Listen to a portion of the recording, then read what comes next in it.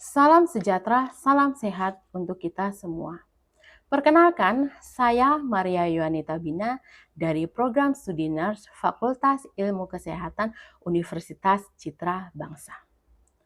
Tujuan pembuatan video ini yaitu untuk melengkapi persyaratan pengajuan sertifikasi dosen tahun 2025, yaitu pernyataan diri dosen dalam unjuk kerja Tridharma Perguruan Tinggi bidang pengajaran. Pada kesempatan ini, mata kuliah yang akan saya pilih dalam video pembelajaran ini yaitu mata kuliah inti keperawatan dengan nama mata kuliah keperawatan keluarga. Kode mata kuliah keperawatan keluarga yaitu 370371229 OB dengan bobot SKS 4 SKS yang terdiri dari 3 SKS teori dan 1 SKS praktik. Mata kuliah ini terdapat di semester genap, yaitu semester 6. Jumlah pertemuan dalam mata kuliah ini yaitu 16 kali pertemuan, termasuk di dalamnya adalah UTS dan UAS. Pengajar dalam mata kuliah ini merupakan tim teaching. Fokus mata kuliah keperawatan keluarga adalah pembahasan tentang konsep keluarga, konsep kesehatan keluarga, konsep keluarga sejahtera, dan asuhan keperawatan keluarga pada berbagai tahap perkembangan keluarga dan masalah-masalah keluarga yang lazim terjadi di Indonesia. Capaian pembelajaran terdiri dari 6, CPL 1, CPL 2, CPL 3, CPL 4, CPL 5, dan CPL 9. Capaian pembelajaran yang dibebankan di dalam mata kuliah keperawatan keluarga terdiri dari 2, yaitu CPMK 1, konsep keluarga dan keperawatan keluarga, CPMK 2, asuhan keperawatan keluarga. Materi yang akan dibahas dalam mata kuliah keperawatan keluarga adalah pembahasan terkait dengan konsep keluarga, konsep kesehatan keluarga, konsep keluarga sejahtera, dan asuhan keperawatan keluarga pada berbagai tahap perkembangan, mulai dari keluarga baru menikah, keluarga menanti kelahiran, keluarga dengan anak balita, keluarga dengan anak usia sekolah, keluarga dengan remaja, dan keluarga dewasa, dan berbagai masalah keluarga, terutama masalah kesehatan yang lazim terjadi di Indonesia. Strategi pembelajaran yang digunakan dalam mata kuliah keperawatan keluarga yaitu DIA. Untuk mencapai strategi pembelajaran ini, maka berbagai metode pembelajaran digunakan, antara lain curah pendapat, study case, small group discussion, dan presentasi kasus. Dan juga ada tugas terstruktur dan tugas mandiri. Dan di akhir pembelajaran setiap pertemuan, akan diberikan evaluasi melalui tanya jawab ataupun kuis yang dapat diakses oleh mahasiswa melalui Edlink. Dan untuk sistem penilaian terdiri dari 3 komponen, yaitu teori, soft skill, dan life skill. Dan untuk teori, bobot nilainya 40% yang terdiri dari UTS 40%, tugas 20%, UAS 40%. Soft skill bobotnya 20%, life skill bobotnya 40%. Sehingga total penilaiannya adalah 100%. Demikian gambaran terkait dengan rancangan pembelajaran pada mata kuliah keperawatan keluarga. Untuk kesempatan berikutnya, mari kita saksikan bersama video pembelajaran di kelas. Terima kasih atas perhatiannya. Selamat siang, salam sejahtera untuk kita semua. Selamat siang, Ibu. Oke, bagaimana kabarnya hari ini? Baik. Oke, baik teman-teman. Hari ini kita akan kuliah untuk pertemuan yang pertama terkait mata kuliah keperawatan keluarga. Sebelum kita memulai aktivitas kita pada hari ini, saya minta salah satu untuk membuka dengan doa. Saya persilakan.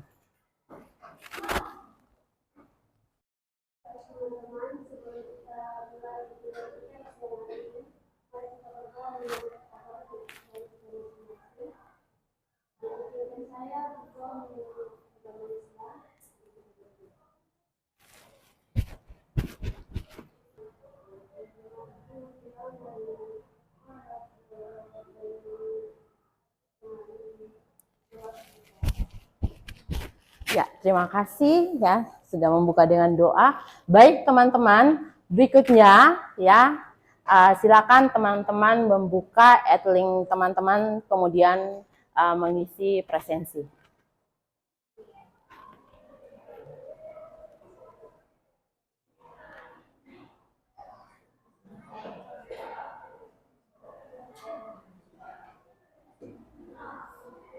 Sudah selesai? Oke, baik kita lanjutkan teman-teman sesuai dengan kontrak waktu yang sudah kita lakukan di minggu lalu.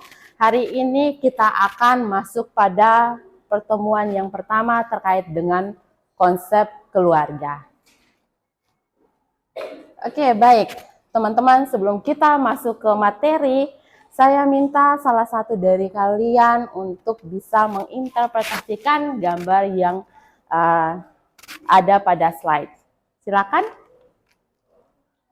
Oh, luar biasa ya semangatnya. Mungkin saya berikan kesempatan kepada Glory.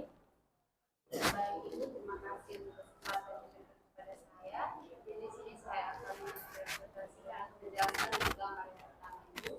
Dari slide di situ terdapat satu keluarga Ibu yang terdiri dari oma, opa, kemudian ada bapak, mama, dan juga kedua orang anak. Jadi di sini keluarga ini termasuk dalam keluarga besar Ibu, karena tidak hanya terdiri dari keluarga istri, bapak, mama, dan anak, tapi ada juga orang tua daripada bapak dan mama. Oke, luar biasa sekali ya pendapat dari Glory terkait gambar ini. Apakah semua memiliki pendapat yang sama? Oke, kita lanjutkan ke gambar yang kedua. Siapa yang mau menjawab? Oke, silakan Intan. Di sini menurut saya untuk gambar kedua ini di dalam suatu keluarga itu memiliki suatu aturan yang wajib untuk ditaati oleh seluruh anggota keluarga, terutama untuk anak-anak. Oke, baik. Memangnya kenapa sih perlu aturan di dalam keluarga? Aturan dalam keluarga itu pentingnya karena supaya dalam keluarga itu terstruktur begitu, jadi tidak semena-mena, terus saling menghargai satu sama lain, dan juga karena dalam satu keluarga itu kan ada yang namanya kepala keluarga kan ibu yang bertanggung jawab atas satu keluarga itu. Jadi aturan itu memang sangat dibutuhkan dalam keluarga. Oke, baik, betul sekali ya bahwa memang aturan keluarga itu perlu ada supaya bisa mengatur anggota keluarga ya, supaya keluarga itu berjalan sesuai dengan kemauan anggota keluarga, bukan hanya kemauan salah satu dari anggota keluarga. Oke, gambar yang ketiga ya, ini satu-satunya laki-laki ya, luar biasa. Silakan Alfonsus. Baik, Ibu, sesuai dengan pengamatan saya, kalau dari pengamatan saya, dari gambar di atas, mereka terdiri dari keluarga inti yang terdiri dari bapak, mama, dan kedua orang anak. Namun mereka ada dalam satu tempat, tapi punya kesibukannya masing-masing. Oke, baik. Ketika misalnya keluarga itu ya, di dalam keluarga komunikasinya seperti pada gambar yang ada di pojok tersebut, maka dampaknya itu apa? Baik Ibu, ada beberapa dampak, mungkin salah satunya itu mungkin terjadinya masalah karena kurangnya komunikasi efektif atau kurangnya komunikasi di dalam keluarga. Oke, betul sekali, bagus sekali ya Alfonsus ya.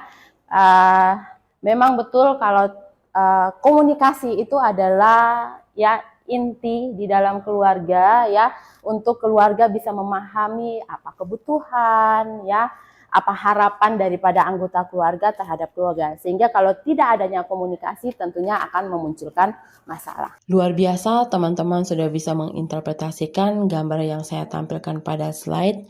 Dan gambar yang saya tampilkan pada slide ini merupakan gambaran terkait dengan materi konsep keluarga yang akan kita pelajari hari ini.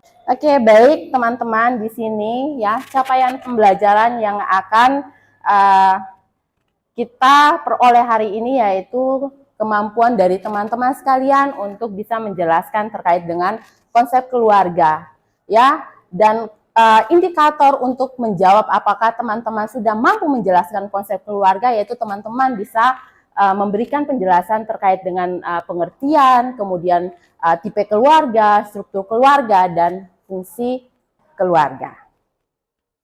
Kita masuk pada materi atau konsep yang pertama terkait dengan pengertian, ya.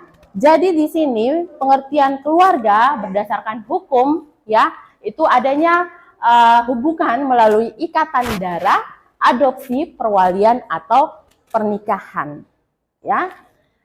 Kemudian pendapat menurut ahli Friedman itu menyatakan bahwa keluarga itu adalah dua individu atau lebih, ya, yang terikat oleh hubungan perkawinan atau adopsi yang hidup bersama dalam satu rumah tangga dan berinteraksi satu sama lain dalam peran masing-masing, serta mempertahankan budaya, ya, kemudian mengembangkan kesehatan fisik, mental, dan sosial individu, ya, itu yang dinamakan keluarga, ya.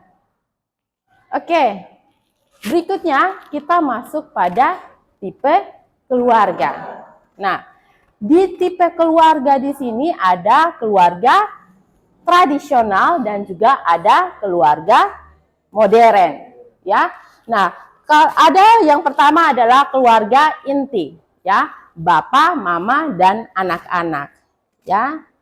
Kemudian yang berikutnya extended family, artinya ada di situ keluarga inti dan misalnya keluarga dari ayah ataupun keluarga dari ibu yang tinggal bersama dengan keluarga inti, itu dinamakan extended family. Kemudian keluarga dengan orang tua tunggal. Ini keluarga dengan orang tua tunggal ini bisa terjadi karena misalnya perceraian, ya, ataupun kematian daripada salah satu pasangan. Kemudian orang dewasa lajang. Nah, menjadi pertanyaan, kira-kira kalian saat ini kalau yang tinggal sendiri di kos, kalian masuk di mana ini? Tipe keluarga yang mana? Dewasa lajang. Dewasa lajang, ya. Oke, baik. Kita lanjut ke tipe keluarga modern. Nah, tipe keluarga modern ini, ya, hampir sebagian besar ada yang bisa diterima di masyarakat, ada yang tidak bisa diterima di masyarakat. Tipe keluarga modern yang pertama, the unmarried teenage mother.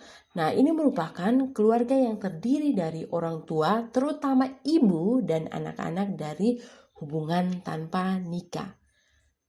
Berikutnya, tipe keluarga common family atau keluarga komunal, ini merupakan beberapa pasangan keluarga yang tidak terkait, tinggal bersama di rumah yang sama, sumber daya dan fasilitas yang sama, dan pengalaman yang sama mensosialisasikan anak melalui kegiatan kelompok.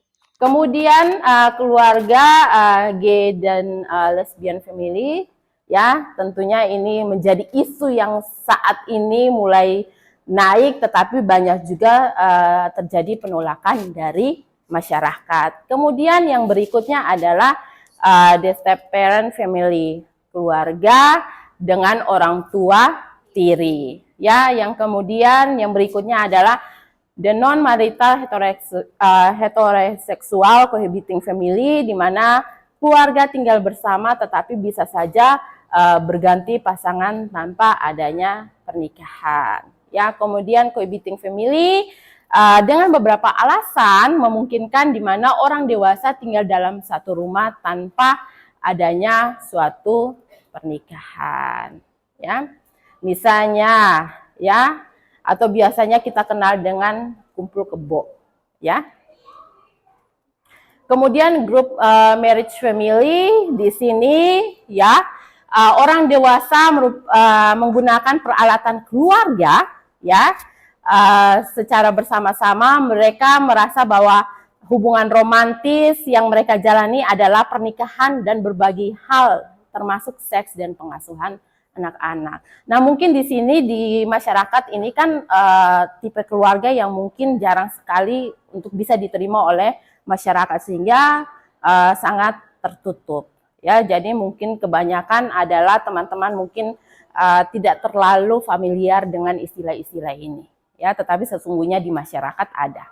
Kemudian foster family. Nah, ini keluarga angkat. Misalnya kalau di luar negeri, ketika orang tua melakukan kekerasan kepada anak, kemudian nanti dinas sosialnya akan mengambil, menitipkan ke keluarga yang bersedia untuk menjadi orang tua angkat. Sambil nanti orang tua kandungnya ini, anaknya bisa kembali setelah misalnya orang tuanya siap untuk menjalankan peran sebagai orang tua. Homeless family ini keluarga yang tanpa rumah. Ya. Nah, ini tipe-tipe keluarga yang ada di masyarakat. Komunikasi ini akan sangat menentukan hubungan di dalam keluarga. Pola komunikasi ini kita tidak hanya berbicara, bahasa apa yang digunakan, tetapi lebih ke arah bagaimana ya anggota keluarga itu mengungkapkan kebutuhan atau harapan mereka terhadap keluarga. Ya, mungkin di sini kalian salah satu punya pengalaman, ya, bisa menceritakan pola komunikasi seperti apa saja yang kalian temukan di keluarga. Ratna?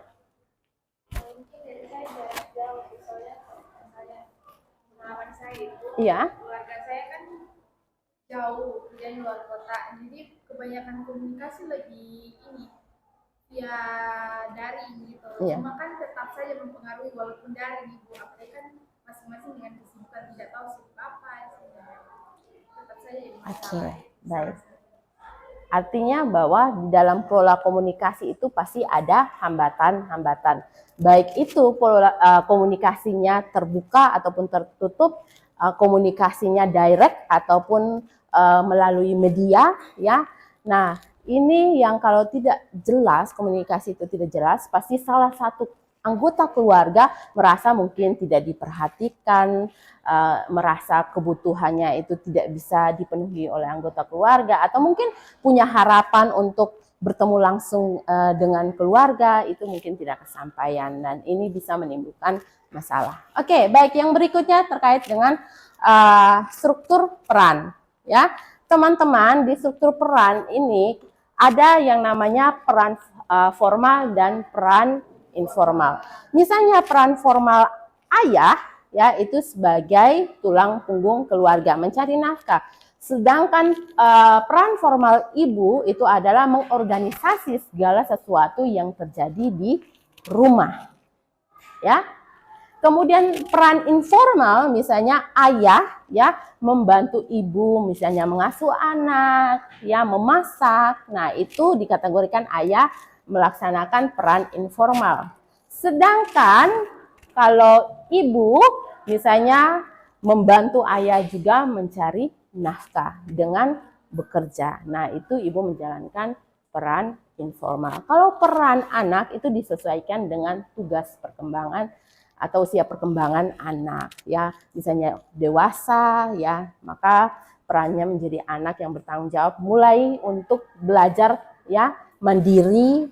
Kemudian kalau misalnya anak remaja, anak sekolah itu kan berada pada usia sekolah ya, mereka bertanggung jawab. Mungkin di sini juga anggota keluarga bisa saling membantu satu sama lain.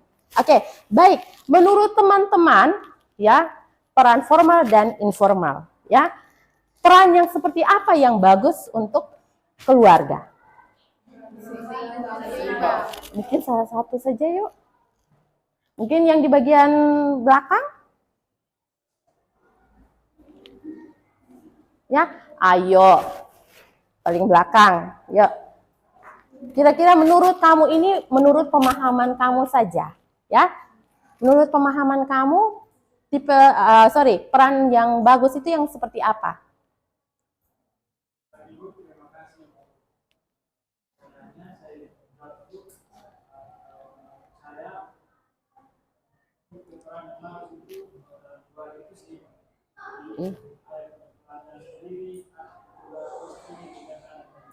Oke, baik, betul ya.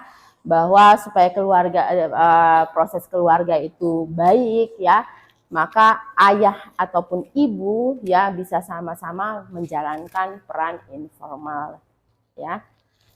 Peran formal maupun peran informal. Oke, kita lanjutkan ke struktur kekuatan keluarga ya. Struktur kekuatan keluarga ini menggambarkan siapa yang ya menjadi roda penggerak keluarga atau siapa ya yang bisa menjadi role model bagi keluarga. Sehingga di sini ada beberapa faktor yang mempengaruhi ya, misalnya secara hukum ya, suka tidak suka ya, kekuatan itu ya, struktur kekuatan keluarga itu ada di kepala keluarga, yaitu suami.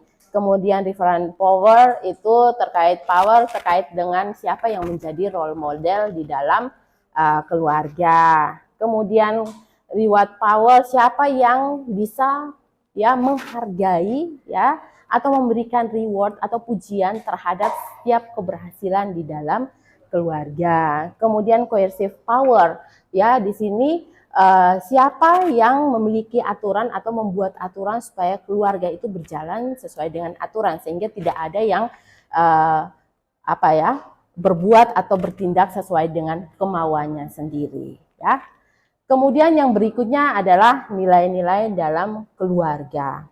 Nah, di sini ada nilai keluarga dapat digunakan sebagai pedoman untuk menetapkan norma dan aturan. Ya, norma itu merupakan perilaku sosial yang baik berdasarkan sistem keluarga. Artinya bahwa secara sederhana, ya, ada tidak aturan, ya, yang mengatur suatu keluarga. Ya, oke, baik. Sebelum kita lanjutkan materi, ada yang mau bertanya? Oke, baik. Mungkin kita berikan kesempatan kepada Sarai ya. Oke, silakan. Jadi saya mau bertanya di bagian peran keluarga. Jadi peran keluarga seperti apa yang dapat mempengaruhi diskusi? Oke, baik. Peran keluarga yang seperti apa yang bisa mempengaruhi disfungsi di dalam keluarga? Ada yang mau berpendapat? Ada yang mau berpendapat? Menurut saya, Ya, baik. Silakan Ratna. kalau peran yang bisa diskusi, menyebabkan diskusi mungkin terkait dengan struktur peran. Mungkin terkait dengan struktur peran, kalau misalnya ayah mengambil alih tugas ibu atau ibu mengambil peran ayah, itu jadi kayak lebih lebih overpower gitu dalam keluarga, tidak seimbang, itu bisa menyebabkan diskusi dalam keluarga. Oke, baik, betul ya. Artinya bahwa bisa saja disfungsi keluarga ini misalnya peran ya, dari peran salah satu anggota keluarga terlalu dominan di dalam keluarga, misalnya perannya. Kemudian struktur kekuatan keluarga, ayah terlalu otoriter, semua semaunya ayah. Tentunya di sini akan terjadi disfungsi keluarga karena apa? Salah satu keluarga mungkin merasa bahwa dia tidak disayangi, tidak dihargai di dalam keluarga, atau merasa bahwa tugas di dalam keluarga itu terlalu banyak hanya pada salah satu pihak. Oke, sudah jelas? Oke, kita lanjutkan ya. Fungsi keluarga. Teman-teman, di sini ada fungsi afektif ya. Fungsi afektif ini misalnya perhatian ya, misalnya bahasa cinta yang dibutuhkan oleh anggota keluarga, dan anggota keluarga bisa menunjukkan itu sesuai dengan kebutuhan bahasa cinta dari masing-masing anggota keluarga, maka keluarga menjalankan fungsi afektif.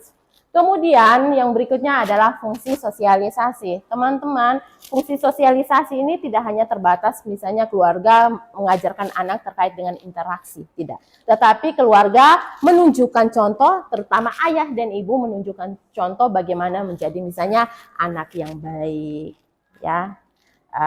Kemudian misalnya sosialisasi bagaimana mengajarkan anak untuk bisa membaca, bisa menulis. Nah, ini adalah contoh dari sosialisasi. Kemudian fungsi reproduksi. Fungsi reproduksi ini adalah untuk keberlangsungan hidup daripada keluarga. Ya, misalnya merencanakan punya anak berapa, merencanakan untuk KB-nya jenisnya apa, kemudian siapa yang akan menjalankan KB tersebut, apakah suami atau apakah istri. Ya, semakin ke sini itu biasanya lebih banyak keluarga itu menginginkan misalnya istri sudah melahirkan, suami yang mengambil alih untuk KB. Ya, ini tergantung daripada komunikasi daripada anggota keluarga. Kemudian fungsi ekonomi ini untuk pemenuhan sandang, pangan, papan.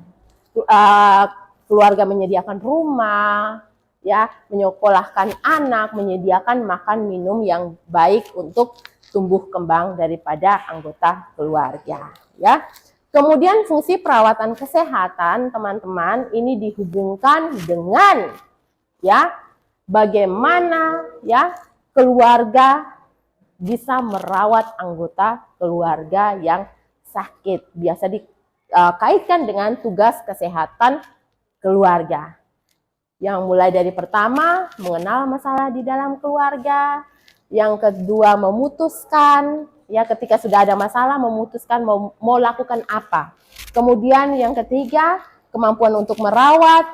Yang keempat, kemampuan untuk memodifikasi lingkungan. Jadi lingkungan di sini bukan hanya lingkungan fisik, ya, tetapi lingkungan secara holistik. Bagaimana secara fisik, secara psikologis, secara sosial, secara budaya, dan secara spiritual. Kemudian yang terakhir adalah kemampuan keluarga untuk menggunakan fasilitas kesehatan yang ada di masyarakat. Oke, baik. Setelah teman-temannya menyampaikan pendapat terkait dengan analisis kasus yang saya berikan, ya, maka berakhirlah materi pada hari ini. Tetapi sebelum kita akhiri pertemuan kita hari ini, saya minta satu orang untuk membuat rangkuman singkat terkait dengan perkuliahan hari ini tentang konsep keluarga. Oke, silakan Intan.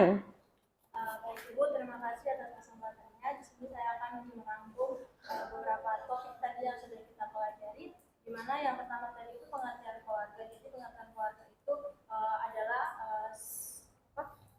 dalam sekelompok dua atau sekelompok orang yang berada dalam satu keluarga, meskipun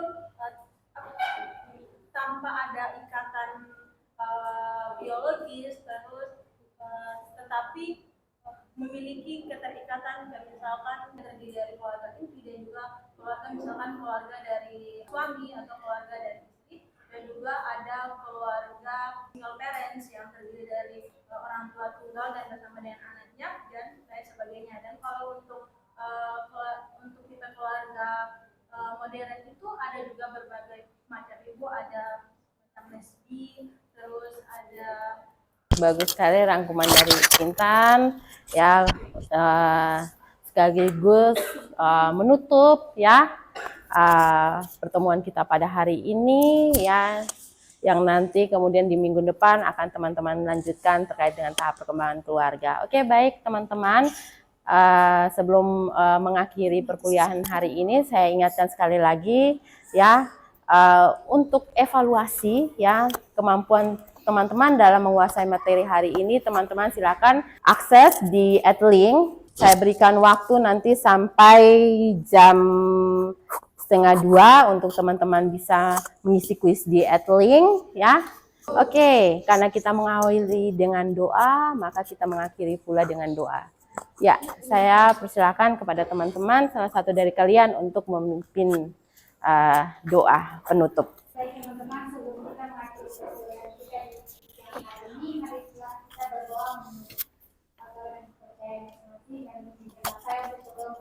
Selamat siang ya. Sampai berjumpa di pertemuan selanjutnya.